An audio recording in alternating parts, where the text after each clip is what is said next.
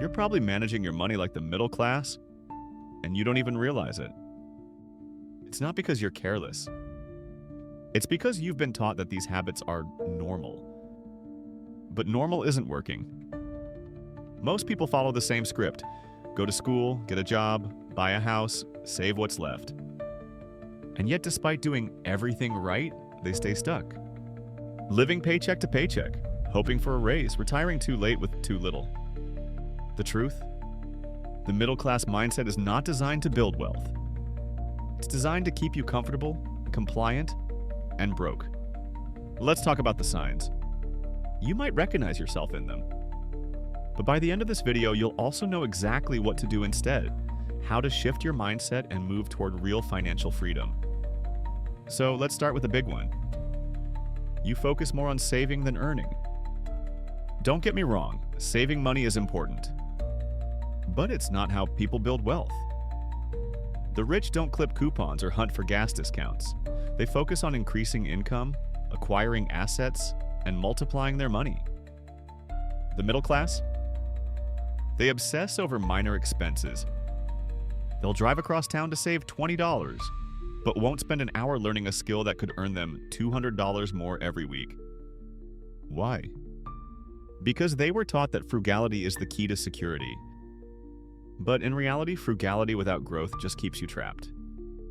You think your home is your biggest investment. This is a classic one. Many people proudly say, "At least I own my house." But what they don't realize is that a house, especially your primary residence, is not an investment, it's a liability. It doesn't put money in your pocket each month. It takes money out: mortgage, insurance, maintenance, property taxes. It might appreciate over time, yes, but that doesn't make it a wealth-building machine. Meanwhile, the wealthy think differently. They invest in income-generating assets first: rental properties, businesses, stocks, then buy the nice house later. Because they understand, assets first, lifestyle later. You rely too much on one source of income. This one is dangerous. Most middle-class families have just one main source of income: a job. The moment that income stops, due to layoffs, illness, or crisis, the whole house of cards comes crashing down. And it's not their fault. That's the system they were trained to trust. Study hard, get hired, and hope for security. But wealthy people? They play a different game. They build multiple streams of income. A business that runs without them. Investments that pay them dividends or rent. Side hustles that grow into empires. So if one stream dries up, they don't panic. They pivot. You buy liabilities and call them rewards. After a promotion, the middle class buys a new car. After a bonus, they upgrade their phone or plan a fancy vacation. It feels good. It looks like success. But here's the problem. Those purchases don't grow your money. They shrink it. They create more monthly expenses. They add risk, not freedom. Meanwhile, the rich reinvest their windfalls. They take bonus money and use it to buy an asset. Something boring, like an index fund or a small stake in a business, that quietly grows over time. Because they know, short-term pleasure steals long-term wealth. You avoid debt without understanding it. This one's subtle. We're taught that all debt is bad. That you should avoid credit cards, pay off your loans, and never borrow if you can help it. But that's only half the story. Yes, bad debt, like consumer debt, is dangerous. But smart debt? That's how empires are built. Think of real estate investors who borrow to buy properties that pay for themselves. Or entrepreneurs who take strategic loans to expand operations and increase profits. Middle-class thinking avoids all debt out of fear. Wealthy thinking uses debt as a tool. And that difference makes all the difference. Another silent trap? You think a high income means you're doing well. A six-figure salary might look impressive on paper. But if you're spending nearly all of it on lifestyle upgrades, you're not rich. You're just leveraged. This is what people call the golden handcuffs. You earn more, so you spend more. Better car, bigger house, private schools, nicer restaurants. and suddenly you're stuck needing every dollar to maintain the image. The middle class often confuses income with wealth. But the wealthy know it's not what you make that matters. It's what you keep and where you put it. There are millionaires driving Hondas and living in modest homes because they've mastered one principle: money that isn't spent can be invested. And invested money is what buys freedom, not a paycheck. You work hard, but not smart. The middle class takes pride in hard work.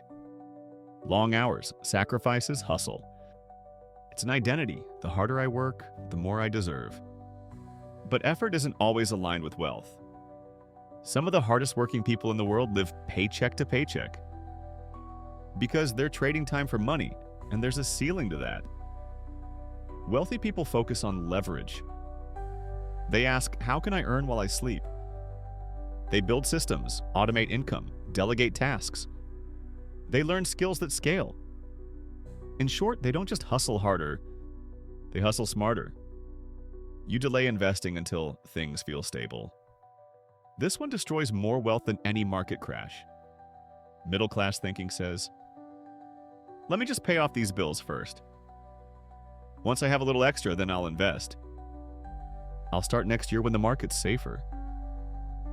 But time is your most valuable asset. And the earlier you start, the more it compounds. Waiting for the perfect moment means you'll always be behind. Meanwhile, the wealthy invest consistently through good times and bad. They understand that volatility is part of the game, that wealth is built with patience, not perfection. The secret isn't timing the market. It's time in the market. You're afraid to take calculated risks. Middle-class habits are rooted in fear. Fear of failure, fear of loss, fear of looking foolish. And that fear creates a comfort zone that's hard to escape. They avoid starting businesses, changing careers, or investing in themselves because it might not work out. But here's what most don't realize. Playing it safe is the biggest risk of all. Wealthy people take calculated risks. They research, they test, they fail forward. Because they know that growth only happens outside the comfort zone. And every successful person you admire, they all took risks that the average person would have said no to. You base your financial decisions on emotion, not strategy. This one shows up in subtle ways. You sell your investments during a market dip because you're scared. You buy that luxury item because you deserve it after a rough week. You ignore your debt because it feels overwhelming. These are emotional decisions. And they're human. But they're also costly. The middle class often manages money emotionally, reacting to fear, stress, or temporary cravings. The wealthy? They think like investors. They make decisions based on data, goals, and long-term outcomes. They build systems to remove emotion from the equation.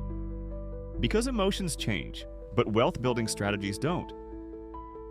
Here's the final and perhaps most important mindset shift. You see money as a goal, not a tool. For the middle class, money is often the finish line. If I can just earn X per year, if I can just save this much, if I can just retire with $1 million. But for the wealthy, money is never the end. It's a means, a tool to create options, buy time, fund ideas, support causes, or build something bigger than themselves. When money becomes the goal, you make decisions that protect it. When money becomes a tool, you make decisions that multiply it. This one shift changes everything because it shifts your mindset from scarcity to strategy, from fear to power. And here's where it gets real. Most middle-class financial decisions are driven by reaction. Reacting to a bill, reacting to an opportunity, reacting to what everyone else is doing. But wealth isn't reactive, it's intentional. It's built through planning, patience, and clear thinking. So here's the truth you might not want to hear. If you recognize yourself in any of these habits, that's a good thing. It means you're becoming aware. And awareness is the first step to transformation. Because no one builds wealth by accident. You build it by questioning the script. By doing what most people won't. By thinking beyond the middle class mindset. So what's the next step? Start shifting from consumer to investor, from earning to owning, from reacting to designing your financial life with intention. You don't need to be born rich. You don't need to have everything figured out. You just need to decide, I'm not playing the middle class game anymore. So, we covered the most common signs you're managing money like the middle class. Not to judge, but to give you the power to do something different. If this video helped you shift your mindset even a little, hit that like button and subscribe. And if you want to go deeper, check out our next video where we break down how the wealthy actually invest differently. Let me know in the comments. What was the one mindset trap you've fallen into? And how are you changing it? Because the sooner you change your thinking, the sooner you change your wealth.